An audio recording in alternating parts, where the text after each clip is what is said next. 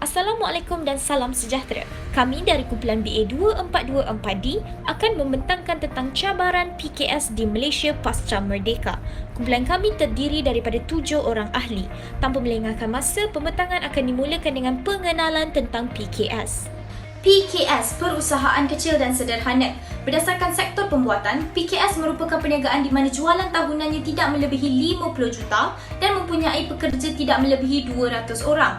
Manakala dari sektor perkhidmatan dan sektor lain, PKS merupakan perniagaan di mana penjualannya tidak melebihi 20 juta dan mempunyai pekerja tidak melebihi 75 orang. PKS memainkan peranan yang penting dalam bidang ekonomi. Ketua Perangkawan Malaysia iaitu Datuk Seri Dr. Muhammad Uzair Mahidin menyatakan bahawa PKS telah menyumbang peningkatan pertumbuhan pada sektor perkhidmatan sebanyak 7.4% berbanding dengan tahun sebelumnya. Seterusnya, PKS di Malaysia telah memajukan keluaran dalam negara kasar KDNK sehingga berjaya mencatat peningkatan sebanyak 5.8% pada tahun 2019 sehingga 2020 dari pelbagai segi. Hal ini menyebabkan kerajaan Malaysia menubuhkan program pembangunan usahawan sebagai salah satu usaha kerajaan untuk memberi peluang perniagaan tidak kira bumi putera atau bukan bumi putera. Program ini dapat membantu peniaga dari segi modal pembiayaan dan sebagainya. Sekian daripada saya ingin menjemput Syazlia untuk meneruskan pembentangan. Terima kasih Syuhada. Sekarang saya akan menerangkan tentang cabaran yang dihadapi PKS. Cabaran pertama ialah kekurangan sumber mahal mentah. Pada masa ini dapat dilihat bahawa sektor perusahaan kecil dan sederhana menghadapi pelbagai cabaran untuk meneruskan perniagaan. Kekurangan bahan mentah berlaku terutamanya pada musim tertentu seperti perayaan akan menyekat kelancaran perniagaan dan memberi kesan kepada pengusaha PKS. Ini berlaku disebabkan pembekal memilih untuk menjual secara langsung kepada pengguna untuk membuat pemulihan keuntungan. Kesannya harga barangan mentah semakin meningkat dan akan lebih menyukarkan perusahaan kecil dan sederhana untuk beroperasi dengan baik.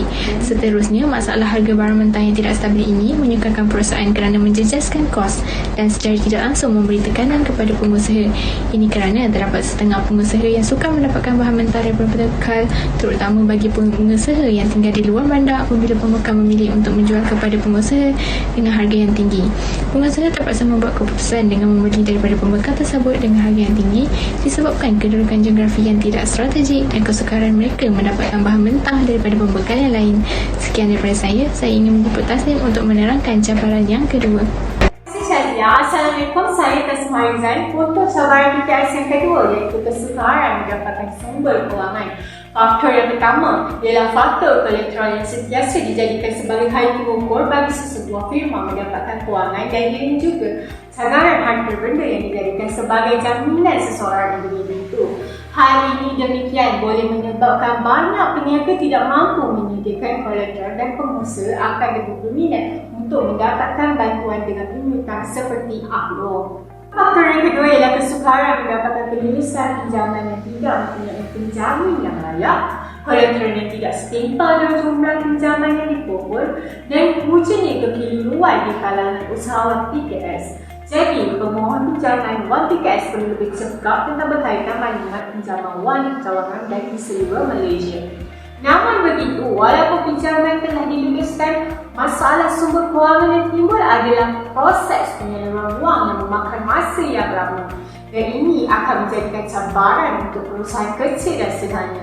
Sekian dari saya. Untuk pembentangan seterusnya, saya serahkan kepada Wan Syuhada. Terima kasih Tasnim. Sejak bermulanya era teknologi baharu, PKS di seluruh Malaysia menghadapi cabaran untuk mengadaptasi transformasi digital dalam perniagaan seperti kos pendigitalan dan ancaman cyber. Kos pembiayaan atau pendigitalan adalah salah satu cabaran utama bagi PKS di mana ramai para peniaga kecil tidak berjaya bertahan dengan perubahan pendigitalan ini, lebih-lebih lagi peniaga di kawasan luar bandar. Malah, ada juga segelintir peniaga yang agak ketinggalan dalam menggunakan kaedah ini kerana kos pendigitalan seperti sambungan internet, perkakasan digital dan yuran langganan perisian telah menjadi penghalang keupayaan mereka untuk meneruskan perniagaan. Selain itu, merujuk kajian yang dinyatakan oleh Cisco, ia mendapati 50% PKS di Malaysia mengalami ancaman insiden cyber. Antara ancaman cyber yang dihadapi oleh PKS adalah serangan perisian hasad, malware, hilang maklumat kewangan, kehilangan data pelanggan dan lain-lain yang telah dianggarkan kerugian sebanyak 2.11 juta ringgit atau lebih dalam tempoh setahun. Sekian daripada saya ingin menjemput Najwa untuk meneruskan pembentangan ini. Terima kasih Syuaidah. Tekanan kos sara hidup yang dihadapi oleh PKS akibat kenaikan harga barangan di pasaran telah menjadi masalah utama kepada mereka. Hal ini dikemukakan kerana faktor permintaan dan penawaran barangan mempengaruhi harga pasaran. Perkara ini telah menyebabkan pendapatan di kalangan PKS turut terjejas akibat kos yang perlu ditanggung lebih tinggi. Sebagai contoh, permintaan barangan yang diimport lebih tinggi berbanding barangan ekspor, sedangkan barangan yang diimport mempunyai nilai harga yang mahal, terutamanya barangan-barangan yang terhad. Bagi membendung isu ini, antara kaedah yang dapat membantu PKS adalah dengan menggalakkan PKS untuk berdaftar dengan agensi-agensi kerajaan atau bukan kerajaan. PKS yang berdaftar dengan mereka boleh mendapat manfaat seperti pembiayaan dan bengkel percuma kepada semua PKS. Di dalam bengkel atau podium tersebut, perusahaan besar yang lain dapat berkongsi strategi dan idea yang baik kepada semua PKS lain supaya dapat meningkatkan jualan dan pendapatan. Pada masa yang sama, dapat membantu pertumbuhan ekonomi dengan baik. Tambahan pula, hal ini dapat membantu pengusaha-pengusaha kecil untuk mencapai cita-cita mereka menjadi pengusaha-pengusaha besar agar dapat mengekspor barangan mereka ke negara-negara lain. Sekian daripada saya, terima kasih. Seterusnya, rakan saya Husna akan menerangkan isi yang seterusnya.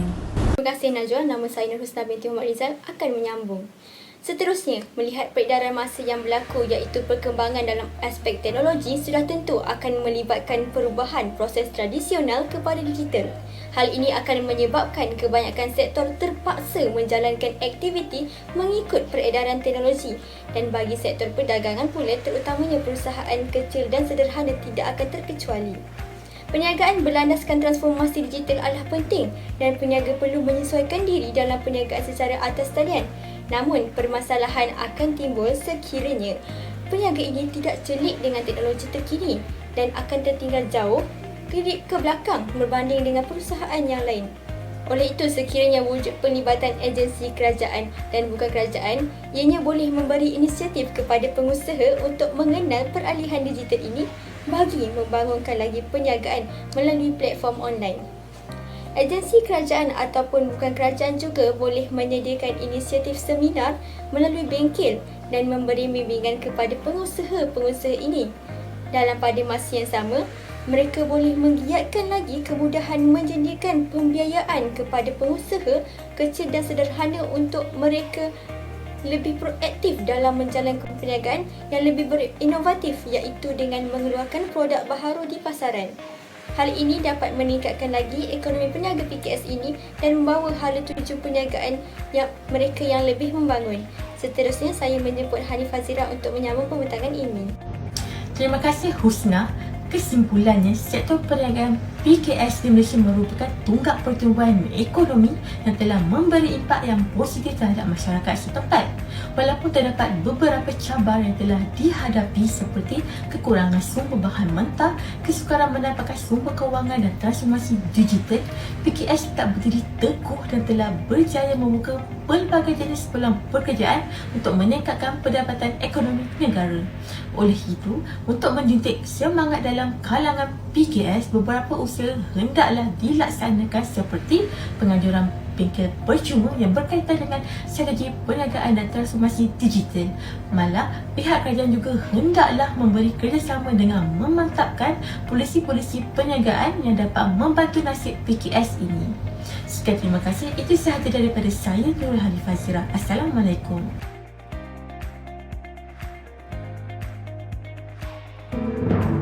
Thank you.